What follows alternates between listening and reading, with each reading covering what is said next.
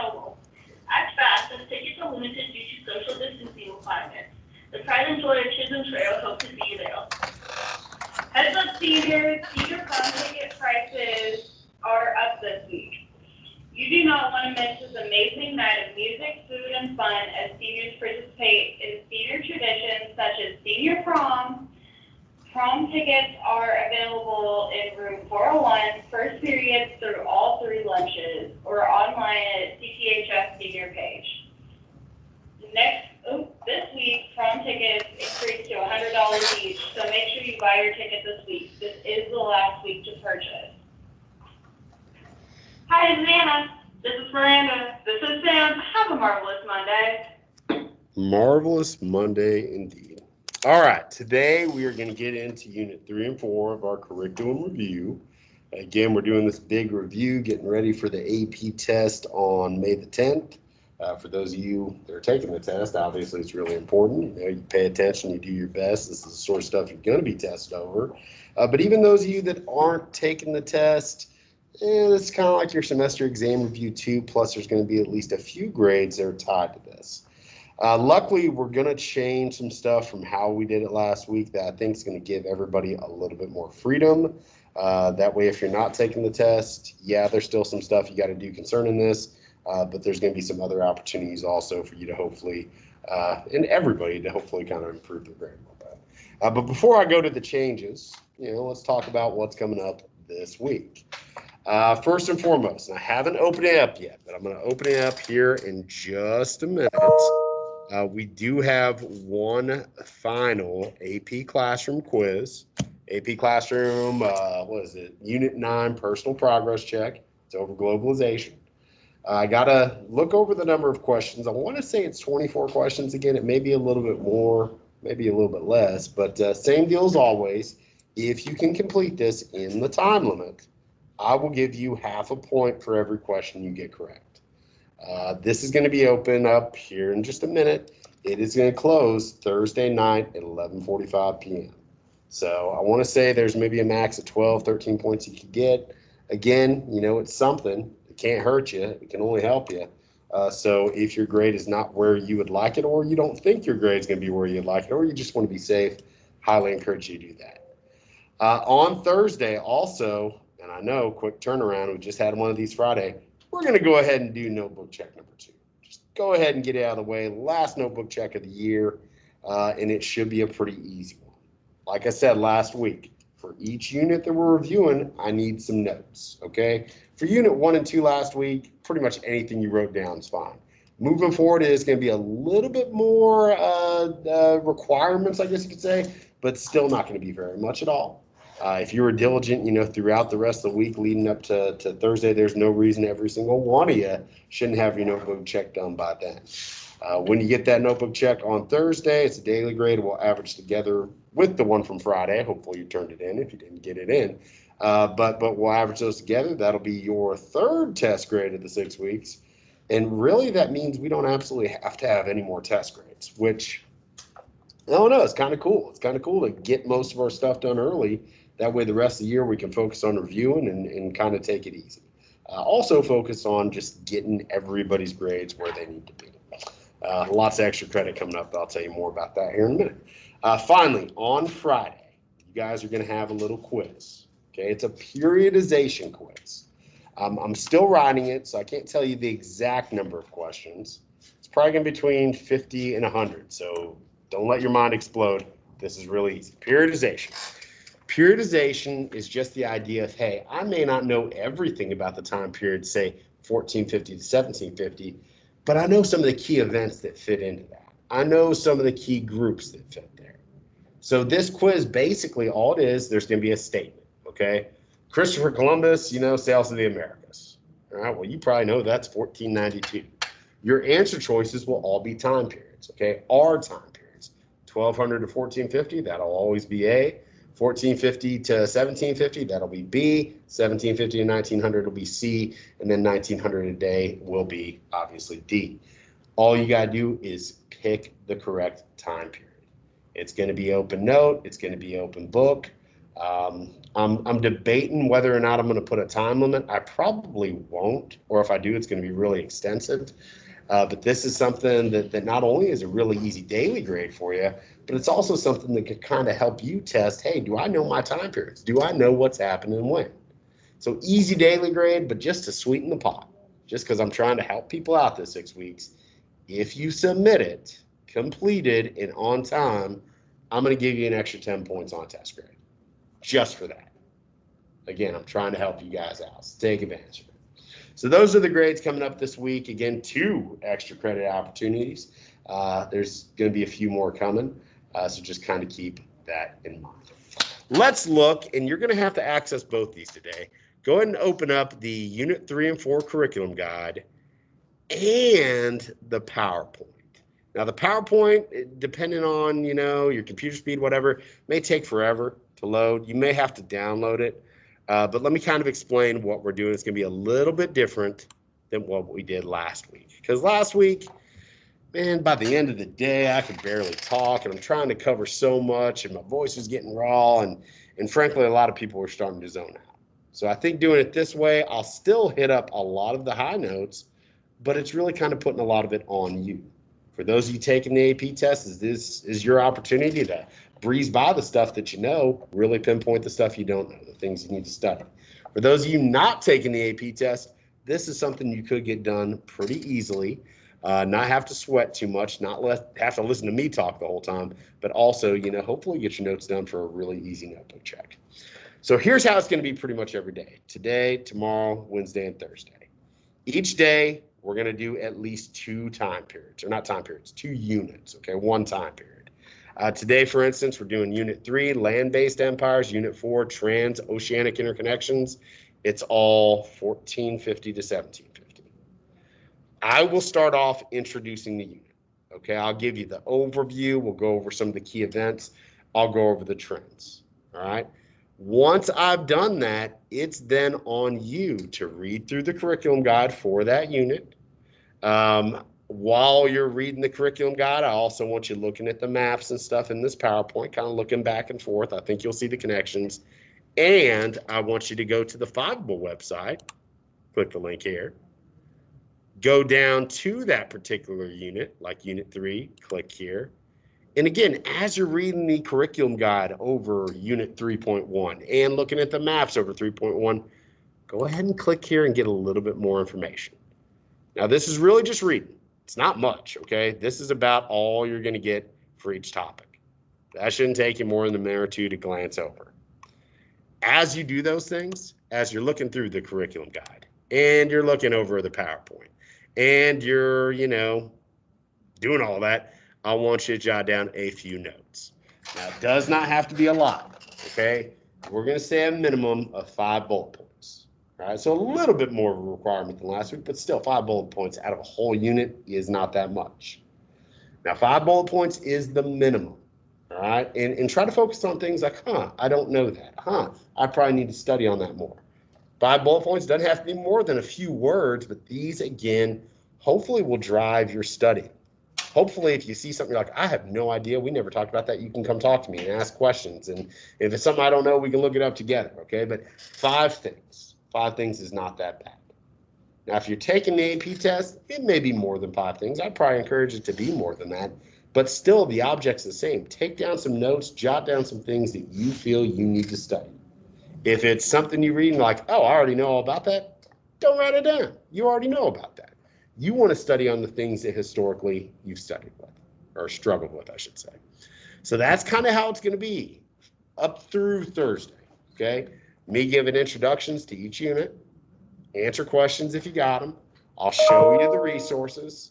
Then the rest of the period will be up to you to kind of go through that material. It shouldn't take you that long. You just jot down a few notes. And then, of course, if you have questions, let me know. So you should have this up and running. You should also have the curriculum guide. So how I would do it for each unit, I would get to, where the actual curriculum starts. If you want to take a preview of all the stuff, Unit 4 is pretty short. But start by reading the curriculum guide, Unit 3.1, Topic 3.1, Empires Expand. Again, don't worry about the thematic focus, okay? You can look at it and see it's over government. But the things you really need to read, the things that you're going to be tested on, the illustrative examples, the historical developments. Okay? Read through it for Unit 3.1. Then go back to the PowerPoint. Look at the map over Unit 3.1. Then go to the Fiveable site and read the material on, guess what, Unit 3.1. And through that, take the notes that you need to. And honestly, if you get to it, guys, I don't think it'll take you all that long. That frees you up a little bit to do other things, extra credit, retake, stuff like that if you need to. But also, I'm hoping you can get this notebook check knocked out and still get a pretty decent preparation for the AP test if you are taking it. So that's kind of the game plan. You're going to flip through the PowerPoint, flip through the curriculum guide, go to the Fiveable, read that information, take notes, and hopefully get what you need. Any questions regarding that? Pretty straightforward. But I'm still going to talk a little bit every day because, you know, Mr. Brown can't shut up for too long. So let's do kind of the overview of each of these units. This time period, 1450 to 1750. 1450 to 1750 is land-based empires, whereas, you know, Unit 3 is the empires. Unit 4 is more the maritime empires. So land-based, you've got a lot of new groups coming up. The Russian Empire, the Ottoman Empire, the Ming Dynasty, or not the Ming, the Qing Dynasty. You've got the Ottoman Empire. I mean, you've got a bunch of different new land-based empires that are kind of being established, and that's really what Unit 3 is all about. So a little context. While the Columbian Exchange and Columbus's voyages captured most of the attention between 1450 to 1750, at the same time around the world, a number of land-based empires centralized. These land empires are meant to be a topic to compare and contrast with each other and with the maritime empires of Unit 4. Gunpowder technology was getting better. That's going to be a big key. That's one of the things most of these new empires have in common. They were some of the first new empires that were really built off of firearms. Okay? It's not that they were the first people to use them, but they were the first real new empires that built because of their adeptness using that technology. But anyway, as gunpowder technology was getting better, making it easier to use guns in mass, intensification of trade routes also occurred on land, meaning that the new empires would have access to a larger pool of resources than their predecessors. These empires were different, but a few continuities remained. Religion and cultural ideas continued to play a role, and even spread within empires. Empires continued to be absolute, with most maintaining strict political and economic control over their domains. Now, I'd said you don't necessarily need to remember a whole lot of exact dates, but when we go over the significant events, I do want you to remember, hey, these are things that happened in that time period. I'm telling you, periodization. If you know who's around in each time period and some of the general themes, the test is going to get way, way easier. So here are some significant events.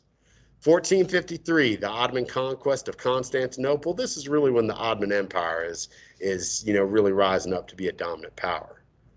1471, the completion of the Sun Temple in Cusco. This is really when the Inca Empire is starting to dominate in the Americas. 1517, Martin Luther publishes the 95 Theses. The Protestant Reformation begins. That's a big deal.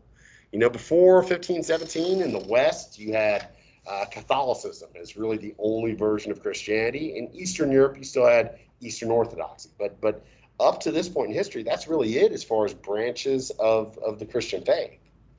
But after the Protestant Reformation begins, especially with the advent of the printing press, when you can get all these new ideas around, people started to question the corruption that they had seen in the Catholic Church. And that's why you get so many different branches of Christianity. That is a really, really big thing to be knowledgeable about. Another religion, 1526, Guru Nanak founded the Sikh community.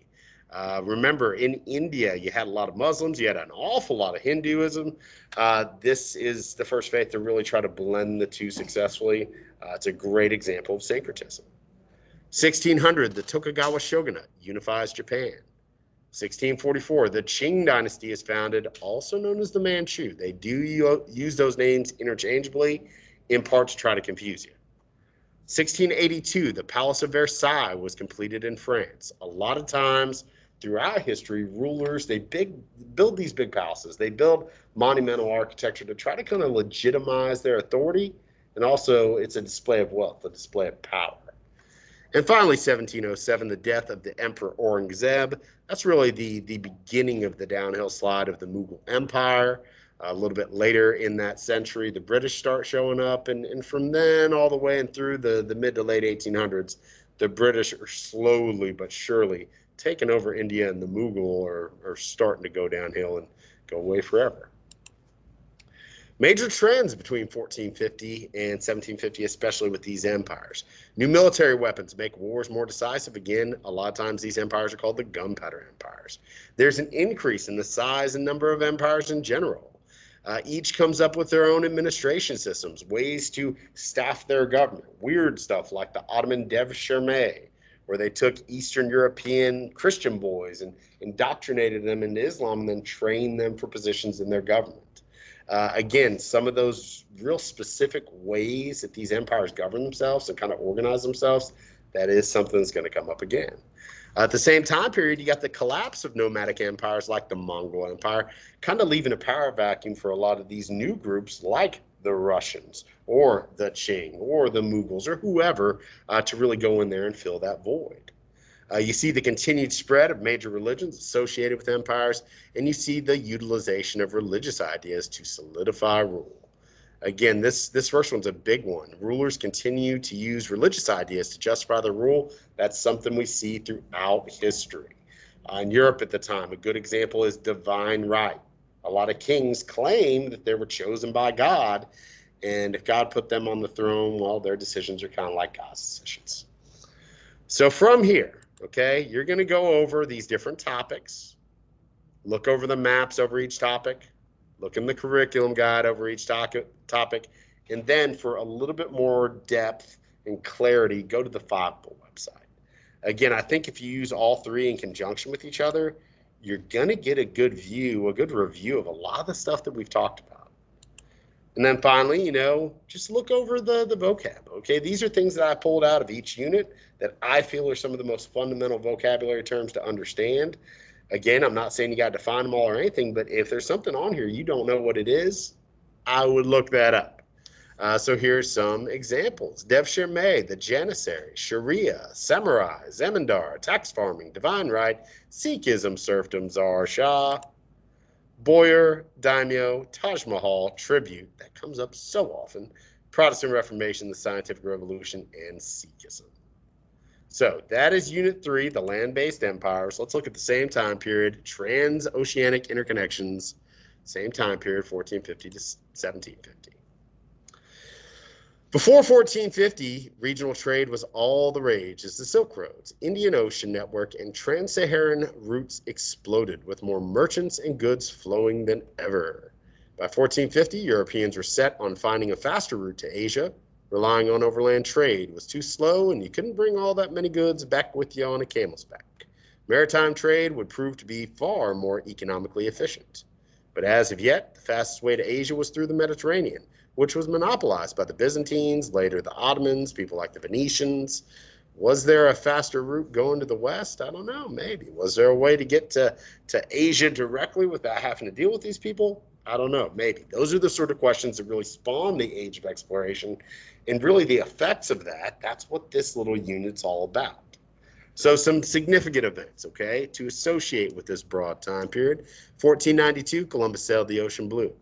1421, Cortez topples the Aztec using smallpox. Probably didn't do it on purpose, but maybe he did. The guns, the germs, the steel swords, the horses, all those things gave the Europeans a distinct advantage over the Native Americans. 1526, the Mughal Empire begins. 1600, the Tokugawa Empire begins in Japan. 1602, the Dutch East India Company is established, the world's first joint stock company. Colonization of the New World, setting up trading posts, in the Old World. I mean, those are two of the biggest things that are going on in this unit. And a lot of times early on, it's these joint stock companies that physically go over there and set up those colonies, physically set up those trading posts. So you kind of need to know what joint stock companies are. 1624, Queen Nzinga becomes ruler of Ndongo in South Central Africa. And then in 1697, Peter the Great, he had to ride a DBQ on him once, travels to Europe to study technology.